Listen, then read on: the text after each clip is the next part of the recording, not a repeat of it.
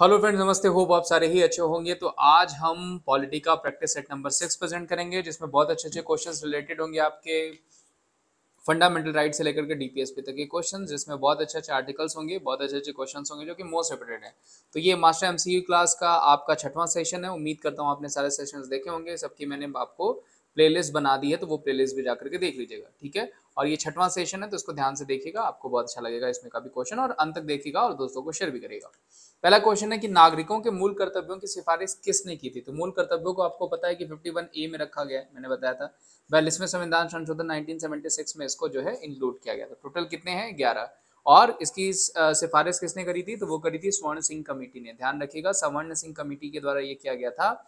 Very very important question जो कि confirm पूछा जाएगा रेलवे के एग्जामिनेशंस में, आपके पुलिस के एग्जामिनेशंस में, कांस्टेबल में, या फिर एसआई के एग्जामिनेशंस में क्वेश्चन पूछे जाते हैं। मौलिक अधिकारों के अंतर्गत कौन सा अनुच्छेद बच्चों के शोषण से संबंधित है?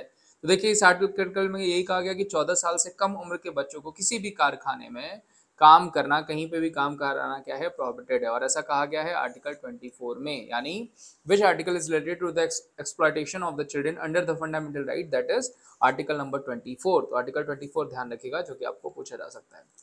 कारखानों के अथवा खानों में कोई व्यक्ति नियुक्त नहीं किया जा सकता जब तक कि उसकी आयु कम से कम कितनी ना हो। तो देखिए, कम से कम 14 वर्ष ना हो, उससे कम रहेगा तो वो नहीं हो सकता। अब यहाँ पे पूछ लिया जाएगा आपको कि किस आर्टिकल में ऐसा कहा गया है। तो आर्टिकल 24 में। ये ध्यान रखिएगा, यहाँ से ही आपको क्वेश्चन बन जाता है, यानी क्वेश्चन को आप कवर कर लेते हैं। तो ऐसे क्वेश्चन पूछे जाते हैं। आगे बढ़ते हैं। भारतीय संविधान के अनुच्छेद 25 का संबंध किससे है? समानता के अधिकार से है, संपत्ति के अधिकार से, धार्मिक स्वतंत्रता के अधिकार से है, या फिर अल्पसंख्यकों के अधिकार से है? तो देखिए, जो सही आंसर हो जाएगा वो क्या होगा? 25 से 28 आर्टिकल में क्या मेंशन किया गया है? तो इसमें मेंशन किया गया है हमारा रिलीजियस फ्रीडम। ध्यान रखिएगा, क्या मेंशन किया गया है? तो इसमें मेंशन किया गया है हमारा जो है रिलीजियस फ्रीडम, जो कि आपको पूछा जा सकता है। तो इस क्वेश्चन का आंसर क्या हो जाएगा? ऑप्शन सी, धार्मिक स्वतंत्रता के अधिकार से। जबकि 14 से 18 में क्या मेंशन किया गया है? तो उसमें मेंशन किया गया है आपका समानता का अधिकार। पूछा जाता है आपको, कभी कभी क्वेश्चंस बनते हैं। 32 में क्या हो जाएगा? तो वो हो जाएगा रेमेडीज, उपचारों को संबंधित किया गया उसमें। आगे बढ़ते हैं। भारतीय संविधान के अंतर्गत मूल अधिकारों का संरक्षक कौन है? यानी पूछा गया यहाँ पे कि गार्जियन कौन है फंडामेंटल राइट्स का। तो देखिए, फंडामेंटल राइट्स का जो गार्जियन हो जाएगा वो कौन हो जाएगा? सुप्रीम कोर्ट हो जाएगा, यानी हमारी जुडिशरी हो जाएगी, न्यायपालिका। ठीक है, वेरी वेरी इंपॉर्टेंट क्वेश्चन जो कि आपको पूछा जा सकता है। भारतीय संविधान के अंतर्गत मूल अधिकारों का संरक्षक कौन हो जाएगा? तो वो हो जाएगी हमारी judiciary, supreme court of India, जो कि आपको पूछा जा सकता है। एक नंबर का क्वेश्चन यहाँ पे भी बनता है, और कई बार ऐसे 3 क्वेश्चंस बनते हैं। आई होप तीनों क्वेश्चंस आगे होंगे, और एक तो है वो मुझे पता है, बाकी देखते हैं। भारतीय संविधान में अस्पृश्यता का उन्मूलन संबंधित किससे है? देखिए, लगभग रोज ही ये क्वेश्चन आपको रिपीट किया जाता है, तो ये आपका मोस्ट इंपॉर्टेंट क्वेश्चन की लिस्ट में हम डाल देते हैं, क्योंकि हर बार एग्जाम में पूछा गया है। तो क्वेश्चन क्या है? Abolition of untouchability in Indian constitution is related to, किससे संबंधित है? तो वो हो जाएगा आपका संबंधित आर्टिकल 17 से। भारतीय संविधान में अस्पृश्यता का उन्मूलन किससे संबंधित है? तो वो हो जाएगा आर्टिकल 17 से। भारत के संविधान का भाग 3 संबंधित है किससे? भाग 3 पूछा गया है, किससे संबंधित है? तो ये मैंने आपको बताया था कि जो है कि पहला क्या हो जाएगा? तो स्टेट यूनाइट से हो जाएगा। दूसरा क्या हो जाएगा? आपका सिटीजनशिप से हो जाएगा। तीसरा क्या हो जाएगा? वो हो जाएगा हमारा फंडामेंटल राइट्स, यानी मौलिक अधिकार। ऑप्शन में मौलिक अधिकार है, बिल्कुल है। मौलिक अधिकार को किस भाग में रखा गया है? तीसरे भाग में रखा गया। चौथे भाग में डीपीएसपी को, पहले भाग में जो है क्या राज्य और उनके स्टेट्स हो जाएगा, यूनाइटेड स्टेट्स, और उसके अलावा जो है मूल कर्तव्य को रखा गया 51A में, यानी भाग 4A में। तो ऐसे क्वेश्चन आपको बनते हैं। इस क्वेश्चन का आंसर क्या हो जाएगा? मूल अधिकार। भारत के संविधान का भाग 3 किससे संबंधित है? वो मूल अधिकारों से संबंधित है। भारत के नागरिकों के मौलिक अधिकारों का वर्णन किस से किस आर्टिकल में किया गया, यानी कितने से कितने आर्टिकल में किया गया? तो ध्यान रखिएगा, describe the fundamental rights of citizen of India, तो इसको रखा गया है 12 से 35 में। ध्यान रखिएगा, पूछा जाता है आपको। 12 से 35 ऑप्शन में है भी। भाग 3 में रखा गया है फंडामेंटल राइट्स को, और टोटल कितने हैं? 6। तो क्वेश्चन पूछा जाता है आपको, बड़ा क्वेश्चन है ये। भारत के संविधान में मौलिक अधिकार है, मूल अधिकार का हिस्सा थे, या चौथे संशोधन द्वारा जोड़े गए थे, या संसद द्वारा 1952 में जोड़े गए थे, या 42वें संविधान द्वारा जोड़े गए थे? देखिए, जो भारतीय संविधान के जो मौलिक अधिकार है, फंडामेंटल राइट्स, हमने लिया कहाँ से? पहले मैंने आपको बताया भी हुआ है, यूएसए से। और ये हमारे मूल जो है अधिकार, मूल अधिकार का हिस्सा थे। ध्यान रखिएगा, जो हमारे स्टार्टिंग से ही भारतीय संविधान में मौलिक अधिकार को जोड़ा गया है। तो ऑप्शन ए क्या हो जाएगा?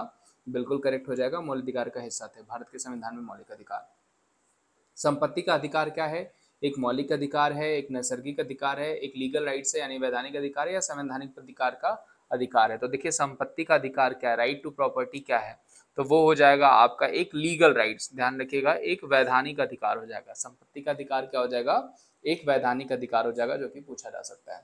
निम्नलिखित में से कौन सा मूल अधिकार नहीं है, समानता का अधिकार, संपत्ति का अधिकार, स्वतंत्रता का अधिकार, या संवैधानिक उपचारों का अधिकार। Which of the following is not a fundamental right, right to equality, right to property, right to freedom, या राइट टू कॉन्स्टिट्यूशनल रेमेडीज। तो जो सही आंसर हो जाएगा निम्नलिखित में से कौन मूल अधिकार नहीं है, तो वो हो जाएगा आपका संपत्ति का अधिकार। संपत्ति का अधिकार क्या है, एक लीगल राइट्स है, ध्यान रखिएगा। इसको 300A में रखा गया और 44वें संविधान संशोधन में इसको लीगल राइट्स कर दिया गया था।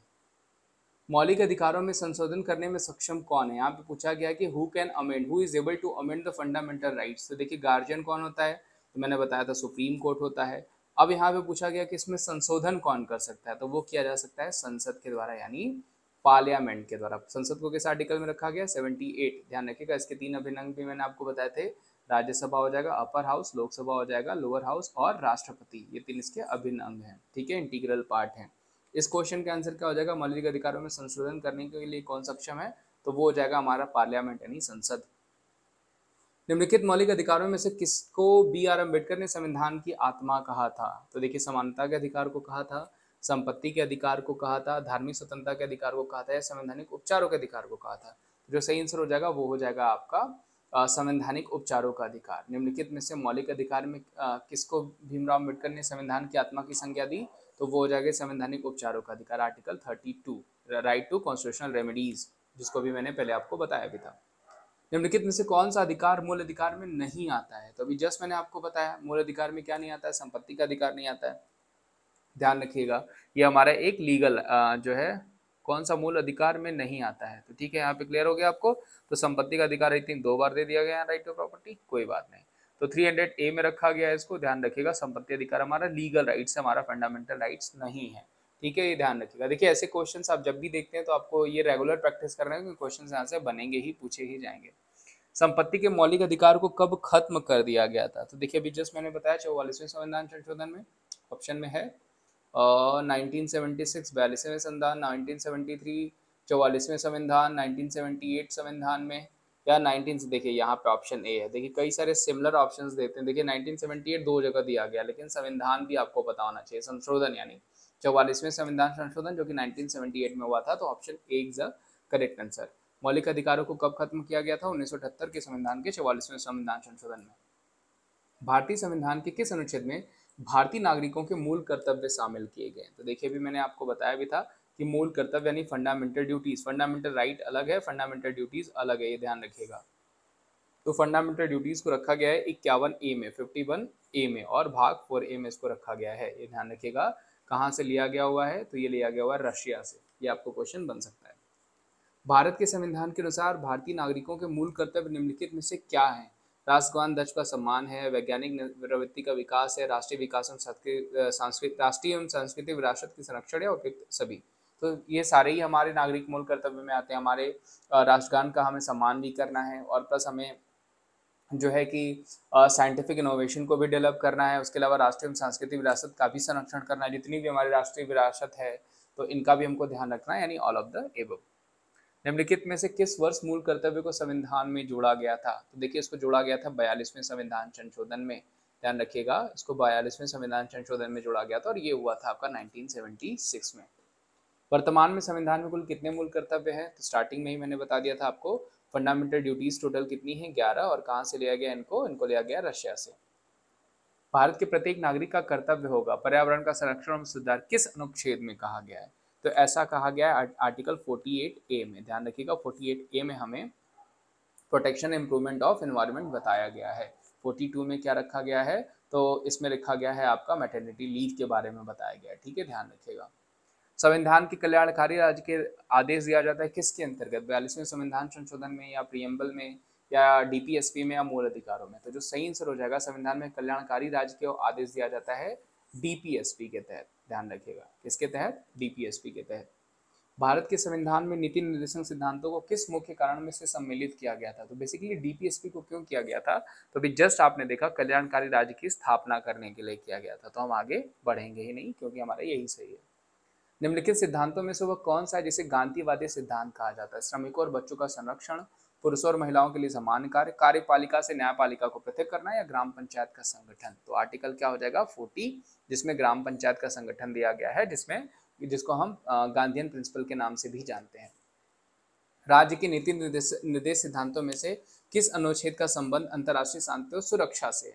तो देखिए इंटरनेशनल पीस एंड सिक्योरिटी वो मेंशन किया गया है आर्टिकल 51 में, 51 आर्टिकल में मेंशन किया गया, और ये डीपीएससी का लास्ट आर्टिकल भी होता है क्योंकि 36 से 51 में डीपीएसपी को मेंशन किया गया, नहीं राज्य के नीति निर्देशक तत्वों को इसी में मेंशन किया गया है।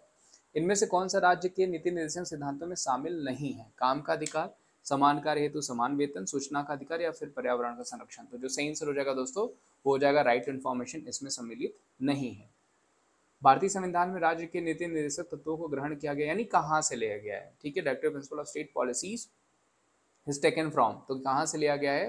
तो इसको लिया गया है आयरलैंड से। ब्रिटेन से क्या लिया गया है? Parliamentary system, ministry of council, law making procedure. America से मैंने आपको बताया था फंडामेंटल राइट्स यानी मौलिक अधिकार, सुपरमेसी ऑफ कॉन्स्टिट्यूशन यानी संविधान की सर्वोच्चता। उसके अलावा इम्पीचमेंट मैंने आपको बताया था कि इम्पीचमेंट यहाँ से लिया गया हुआ है, तो ऐसे क्वेश्चन, और उसके अलावा जुडिशियल रिव्यू लिया गया है, तो ऐसे क्वेश्चन मैंने बताए थे। फ्रांस से हमने लिया हुआ है, एक तरीके से कहें तो रिपब्लिकनिज्म लिया हुआ है, ब्रदरहुड लिया गया है, ये सब फ्रांस से लिया गया है। भारतीय संविधान के किस अनुच्छेद में राज्य के नीति निर्देशक तत्वों का उल्लेख किया गया है? अभी जस्ट मैंने आपको बताया 36 से 51 में इसको मेंशन किया गया है, तो ये भी इजी क्वेश्चन रहा आपके लिए। संविधान में राज्य के नीति निर्देशक तत्वों को शामिल करने का उद्देश्य क्या था? What was the purpose of including the directive principle of state policies? तो इसमें बेसिकली क्या था? राजनीतिक लोकतंत्र की स्थापना करना था, सामाजिक लोकतंत्र की स्थापना करना था, सामाजिक और आर्थिक लोकतंत्र की स्थापना करना था, या फिर गांधीवादी आदर्शों के अनुरूप लोकतंत्र की स्थापना। तो जो सही आंसर हो जाएगा वो हो जाएगा ऑप्शन सी, इसको हमें जो है एस्टैब्लिश करना था सोशल एंड इकोनॉमिकल डेमोक्रेसी के रूप में। तो ये दोस्तों आज के हमारे क्वेश्चंस थे, तकरीबन 30 क्वेश्चंस थे। उम्मीद करता हूँ कि ये क्वेश्चंस आपको पहले से ही आते होंगे। अगर पहले से नहीं भी आते होंगे तो आज का सेशन देख करके आप आगे नहीं भूलेंगे। तो उम्मीद करता हूँ सेशन अच्छा लगा होगा। सेशन अच्छा लगा होगा तो इसे लाइक करेगा, चैनल पे नए होंगे तो चैनल को सब्सक्राइब करेगा और वीडियोस को ज़्यादा से ज़्यादा शेयर करेगा और अपना ध्यान रखिएगा। Thank you so much. Regular आपको एक पॉलिटी की वीडियो जैसे ही खत्म होगी हिस्ट्री की, उसके बाद ज्योग्राफी, उसके बाद इकोनॉमिक्स की वीडियोज आपको मिलना शुरू हो जाएंगे। बाकी अपना ध्यान रखिए। Thank you so much. Bye, take care, have a good day.